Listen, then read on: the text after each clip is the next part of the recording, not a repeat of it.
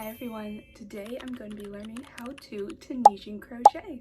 This video is heavily inspired by a fellow crocheter, Laura Grace, so make sure you guys go check out her videos. She makes a ton of really fun content. This video was originally going to be learning how to knit socks, so I was going through my knitting bag and I couldn't find any knitting needles that were in the right size, that were double pointed or circular, but what I did find was a Tunisian crochet hook. This is a 5.5mm or a size I, it looks like. So I figured why not just give Tunisian crochet a try instead. I am going to be ordering some more knitting needles, so at some point that video will come out, but for now we're going to be using this one. I went through all of my scrap yarn boxes and picked out this yarn to use. It's like a thicker weight 4, so I feel like it's a good size with the hook that I have, and it's a fun color. I have tried Tunisian crochet maybe once or twice before just to make a random like strap for a bag, but I never had an actual hook for it and I haven't really learned how to do it. I think I just saw a TikTok or something and used it. So I'm excited to actually learn different techniques and different stitches and how to like actually start and end a piece. I am going to be using the same tutorial that Laura used, which is Learn Tunisian Crochet in 15 Minutes by TL Yarn Crafts. That seems good, so we can just give it a go.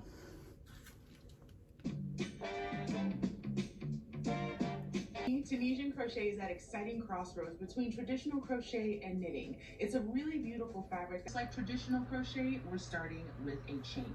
Make your slip knot, place it on your hook, and we're going to chain 12 for this tutorial. Now when making your chain that you started with, which in our case is 12. Now we're going to start our return pass. Again, I'll kind of scoop my loops of the hook.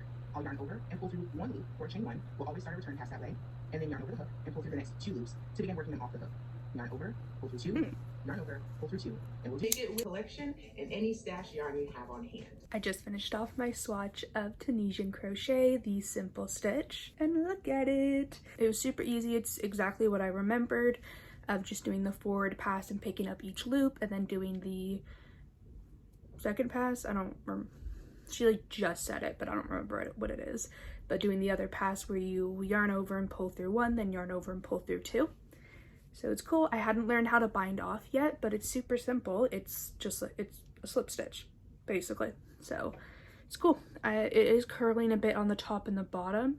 I don't know if that's expected or not. Hers looked like it was curling slightly too.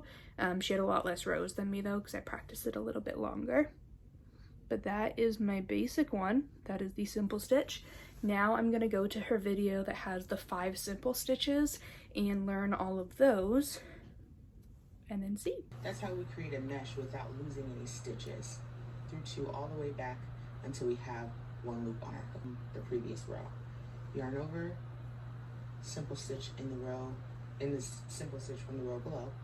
Yarn over, are wide open. We can see both the front loop and the back loop as we would in a Tunisian simple stitch, but there. I just created my mesh stitch and it was so easy.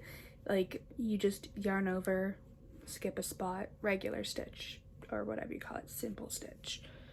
But it's cool. It has like solid bars in front and then these like spaces. So it's definitely different than like a crochet mesh stitch, like a regular crochet. It's cool. So we can compare. That's our mesh one and this is our regular one. I'm gonna do each on a separate swatch so I can compare like the density of each, the width and stuff, just because I'm curious. Yeah, regular, mesh. Now we're gonna move on to the next one, I think is the knit stitch, which I do know the very basics of knit, but it'll be cool to be able to see knitting without actually knitting. Tunisian knit stitch works. We'll all just deal with the purl bump. This is row 1 of the knit stitch and it is curling so much. Like she said, there's gonna be some major curling, but it's pretty simple. Like it's really not that different. It's just different on where we're inserting the hook, but that's it. So what I'm just struggling with is how to hold my hook properly, which I'm sure will get easier the more I do it. Because I want to hold it like I'm crocheting, and I use my thumb heavily for crocheting because I'm like my hands are hypermobile and my fingers are very weak, so I use my thumb a lot of the time. But I notice that she's using like her pointer finger like that, which some people do for crocheting. So I'm just figuring out how to properly hold my hook, and it's looking like the bottom of it is looser than the top of it. The loops I have down here are looser than the ones up top or like near the middle, so I'm trying to like adjust that as I go through. But the return pass is fun. It's very satisfying.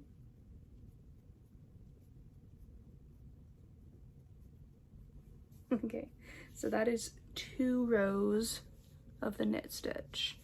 And yeah, it looks like it's knit. It is super thick. Like she said, like, look at that. I'm gonna work a few more rows of this though, just so I can easily compare it to the other 2 swatches.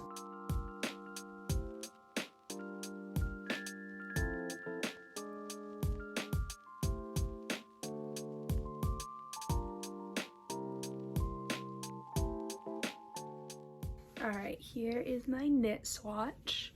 This was 6 rows, 7.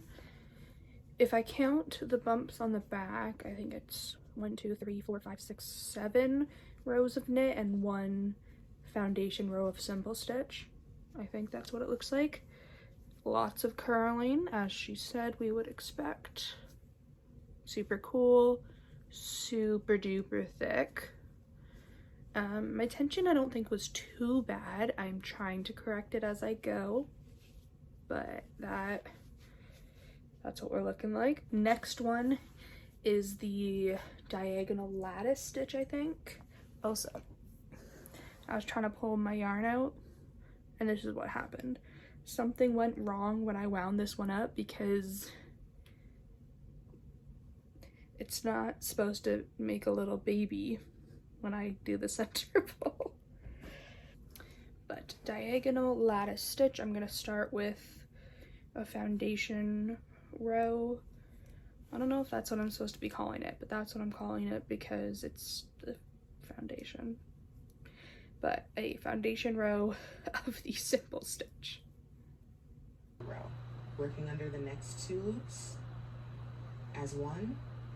Going back on the next 2 loops. I keep squishing them all up, but I need to let them go like that and not squished. And working under the first of those 2 loops until we have. I can't tell if I'm doing this right, but I'm trying. So working under 2 loops. Oh, I definitely did it wrong. Working under 2. Work the very last stitch as normal, going under both loops, pulling up a loop, yarn over, chain 1, yarn over, and sink here. So you're getting those bars that I think this is more correct. That's exactly what we're looking for. I think. So working under 2 loops, and then back under the first. Yeah. The problem is I'm not wearing glasses, and I've got it on my TV. Oh, my glasses are in my room. This definitely helps.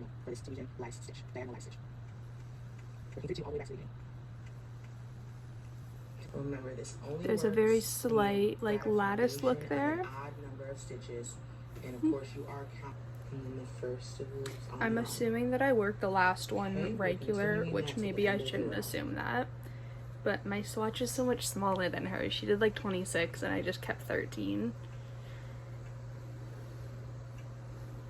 But I feel like I'm doing it right. Look at that. We have some sort of a lattice, diagonal lattice. I don't know, that looks good, I think. I'm pretty confident that I got this. I shouldn't say confident because I'm not like at all. But I'm pretty sure, I'm somewhat sure that I have it. So I'm gonna work up a few rows of this, try to get it to the same height as the other ones and see if it's still looking how it's supposed to look. This is the diagonal lattice swatch. It's pretty cool. It's very thick as well. Like very similar to the knitted one. Doesn't curl as much as the knitted one, but I did find it's like squishing in the middle there a little bit. Like the top and bottom is a bit wider. I actually did like the binding off properly on this one, like ending it with slip stitches. I did forget to do that on the other ones. I don't know if it makes a difference. Oh yeah, so this edge is not as clean. Like the base of it has the nice V shape like a regular stitch, but the top doesn't. So I guess that's what the difference is. Yeah, on this one, the top and bottom both have the nice stitch. So There's that one. Now I'm gonna learn the, what stitch is this next? Tunisian full stitch. Tunisian full stitch. So let me just chain, get my foundation row, and then we can get into that one. So again, it's also called the Tunisian goblin stitch. Tunisian simple stitch. Take first row of our 2-row repeat. We're actually going to go in the space between our first and second stitches. So we're going to go in between. Most part, unless you're doing shell stitches or something like that, you're going to...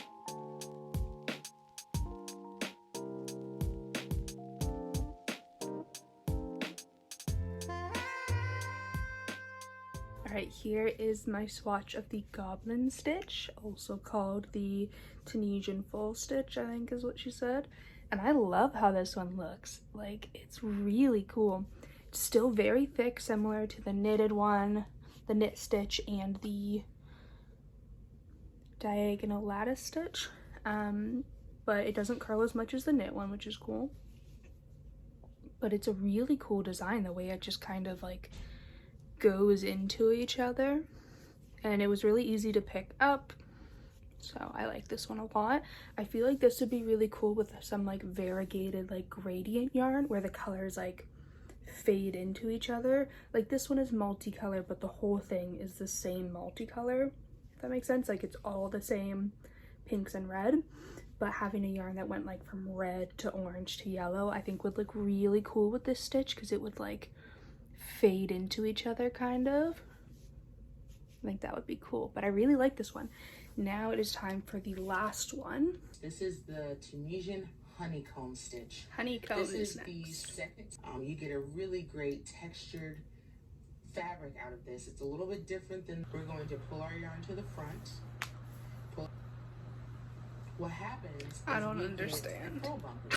We're learning the purl stitch, I guess. So I'm gonna need to rewatch this one a couple times. Back of our project, and then we're gonna wrap it around the... Isn't that cute? I maybe understand. We're gonna get a little... I've only done one row so far, but I feel like I understand it. I'm gonna keep watching just to make sure I do. But the purl stitch is pretty easy. She said it's very similar to the purl when you're knitting, and it definitely is. You're just putting the yarn in front first, and then I think we just go back and forth between starting on purl or starting on regular, so that way we get that design. So I just have to like actually pay attention to which one I'm supposed to start on. It's a little hard to like read the stitches, that was always my struggle with knitting. I couldn't really like read the stitches because I'm so new to it. With this one, what was it?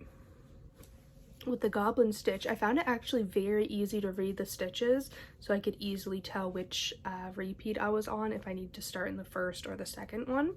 So that's cool. This one, I guess we'll see as I keep going. I can kind of tell which stitch I did. I don't know how clearly you guys will be able to see that, but this one, that is a regular stitch. The next one is a purl.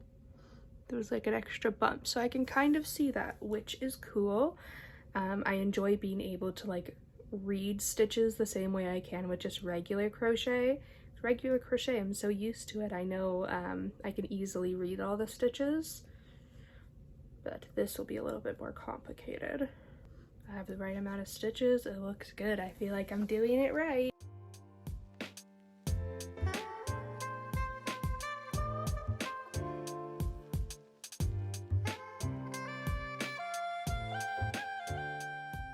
And here's my finished swatch of the honeycomb stitch, and it's pretty cool. It's a little bit hard to see the design in it because of the yarn I use, so I might at some point make some swatches up in just a solid color yarn just to see them a little bit better, but that's what it looks like, and it's super cool. And I didn't find this one too hard to read at first. You know, when I'm first looking at the stitches, I couldn't really tell, but after a couple passes, it was a little bit easier to see the difference between the simple stitch and the purl stitch and make that cool honeycomb texture.